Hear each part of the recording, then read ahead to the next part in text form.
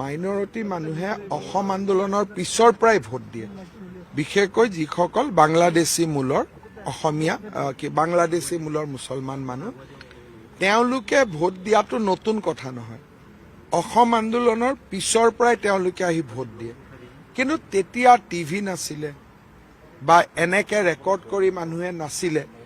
যোৱা কালি বা পৰহি তেওঁলোকক ট্ৰেইনত গাড়ীত অহা দৃশ্যবিলাকেও এইটোক আমাৰ ভাষাত কয় কাউণ্টাৰ পলাৰাইজেশ্যন।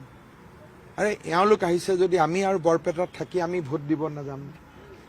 কোনোবাই ক'লে চা এওঁলোক বাংগালোৰৰ পৰা ভোট দিব আহিছে, তই ঘৰৰ পৰা ভোট দিব নাযাওঁ। ইও এটা মোৰ মতেদি এটা ক্ৰিয়া হ'লে প্ৰতিক্ৰিয়াৰ সৃষ্টি হয়। কিন্তু তাক বাদ দিওঁ, 2016 চনৰ পৰা লাহে লাহে লাহে লাহে আমাৰ মানুহৰ পাৰ্চেণ্টেজটো বাঢ়ি আছিলে। কিন্তু এইবাৰ ই পিক পালেগৈ। বহুত জেগাত মোক আজি কেইবাজনো বিধায়কে বা কেণ্ডিডেটে কৈছে, কিছুমান চেণ্টাৰ অসমীয়া মানুহৰ চেণ্টাৰত 94-95% পুলিং হয়। জালুকবাৰীত আগতেও হয় অসমীয়া মানুহৰ চেণ্টাৰ 95-96%। কিন্তু এইবাৰ বহুত গাঁও সমষ্টিত হৈছে। তাৰমানে অসমীয়া মানুহে এতিয়া বুজি উঠিছে যে ইলেকশ্যনটোক যদি আমি এৰি দিওঁ, আমি অসমতে এদিন অস্তিত্ব আমাৰ নোহোৱা হৈ যাব।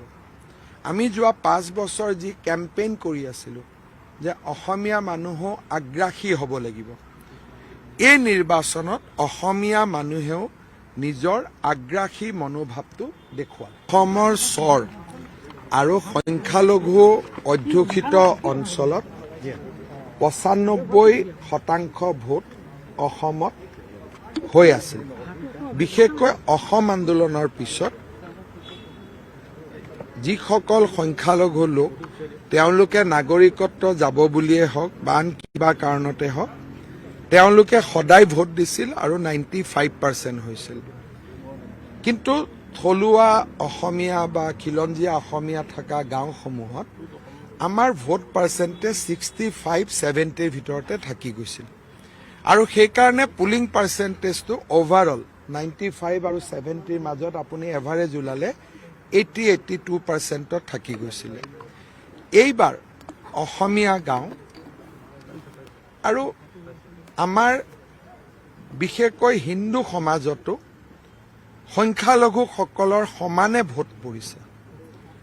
গোলকগঞ্জৰ দৰে চিটত হিন্দু পুলিং বুথতো 95%, মুছলমান পুলিং বুথতো 95%। অৰ্থাৎ এইবাৰ ভোটদানৰ প্ৰতি হিন্দু আৰু স্থানীয় লোকৰ এটা অদ্ভুত উৎসাহ দেখা গৈছিল, যিটো সাধাৰণতে সংখ্যালঘু অঞ্চলতহে দেখা যায়। আৰু ইয়ে ইলেকশ্যনৰ ৰিজাল্ট কি হ'ব তাৰো এটা ইংগিত দিয়ে। কিন্তু তাৰ লগে লগে ই গণতন্ত্ৰৰ বাবেও এটা অতি আনন্দৰ বিষয় যে যি অসমীয়া মানুহে ভোট দিব নগৈছিল, এতিয়া অসমীয়া মানুহে হিল্লল ভাঙি এইবাৰ ভোট দিব আহিছে।